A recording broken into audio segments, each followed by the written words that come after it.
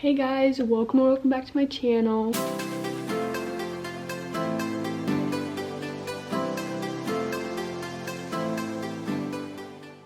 So in today's video, I'm doing things I wish I knew before I got a kitten slash cat. This is kind of a part 2 to my other video that was 12 things to know before getting a kitten slash cat. So if you guys haven't seen that yet, then go watch that. I'll have it linked up here or in the description. So I made that video almost a year ago when I had just gotten my cat, or it had been like a week or two since I had gotten her. So it has been a year now. She's now a year old. She's getting so big, and I just thought I'd make like a updated video or just a part 2 to it since I've had her for a little bit longer. So I've learned a lot more, but yeah, let's just get right into it. So the first thing I wish I knew, if you're thinking about getting a kitten, you should make sure you have somebody in your life that you would trust to watch that cat or kitten, because there's gonna be times where you're gonna be wanting to go sleep over at a friend's house or go on vacation or something like that, and you're not gonna be able to bring them along with you, but you also don't want to leave them at home for too long by themselves. So you're gonna want to find somebody in your life who you trust with your baby. For me, I still live at home with my parents, so whenever I'm at a friend's house or anything, I just have them watch her or tell my brother to check if she has food or just go give her some scratches or anything like that. Then the next thing is, if you have any other animals in the house, like any other cats or dogs, then you should be prepared to find out that they might not get along or like each other. So maybe before you get a cat, if you have a dog, maybe have a friend bring their cat over and see how the dog like interacts with the cat. For me, in my last video, I mentioned how we were still working on getting my dog and my cat to like each other, and it has now been a year and they still don't get along because my dog is very hyper. She's a Australian Labradoodle and she's still kind of a baby. She's like a teen, I guess. She's like 3 years old. So every time she sees my cat, she runs up to her and just goes crazy, and my cat just does not like that, and she'll run under my bed and will not come out and just swat at her, and just they don't get along. So what I do for that is my dog roams the house during the day, and then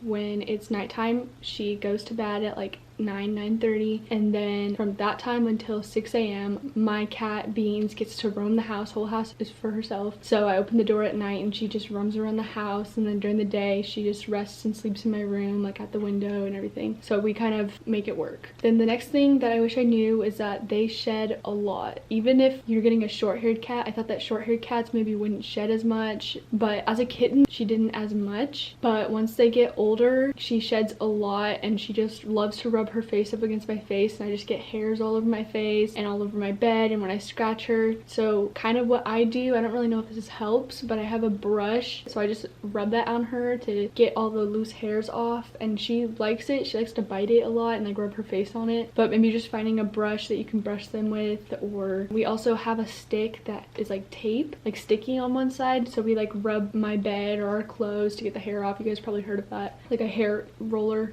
I don't really know what it's called, but yeah, that's just something to note. This next one I mentioned in my last video, but I feel that it's really important, and I have learned that over the past year, that I'm so happy I did this. When they're younger, get them used to getting their nails clipped, because their nails get really sharp and they do scratch on like posts or whatever you have up for them, but that probably won't get them shaved down to the length that you want them to be. Definitely get some nail clippers before you get a cat, and then once you have them, when they're like sleepy or like more tired, like not in a crazy mood, they'll probably be more likely to let you clip their nails. But also watch videos on how to do it first, because you don't want to cut them too short, because they have veins, or I think it's a vein in their nail that you don't want to cut, because that will hurt them. So watch a video on that. If the nails are clear, then it's a little bit easier to see where it is and see what you're doing. But when their nails are black, you should probably watch a video on that. Or if their nails are white, I don't really know the other colors, but yeah, I'm very happy I did that, because her nails get really sharp, and then when you're playing with them, or if she's just stretching out on the bed, or like sometimes she'll make biscuits on me, you know what making biscuits are when they're like kneading or whatever, you can just feel the claws and it's really sharp. And but also I want to say, please do not declaw your cat's nails. It is really bad for them and hurts them. How would you feel if your nails were taken off your fingers? Like, it's not good, and it's not good for them. So an alternative is just clipping their nails. It's a lot better for them, and it will make you happier, and all will be good. Next thing I wanted to talk about is, if you are ever planning on moving, moving in the near future, or if you're wanting to go off to college and go stay in a dorm room, they probably won't let you take your cat with you. Or if you're moving into an apartment, it's gonna be hard to find apartments that will let you keep an animal there, or if you do, you're gonna have to pay an extra fee. So make sure to think about that, because cats can live up to 15 to 20 years, and anytime in that time you're moving into an apartment or going to college or anything, make sure you think about that. Maybe if you are going to keep the cat at home with your parents, or if you are getting an apartment, just think about how you're going to have to pay that fee or work around it anyway. And the last and final thing is, if you're wanting any other cats or dogs in the future within the next 15-20 years, however long the cat's going to live, maybe try and find a cat that is already in a home that has other cats and dogs and is already used to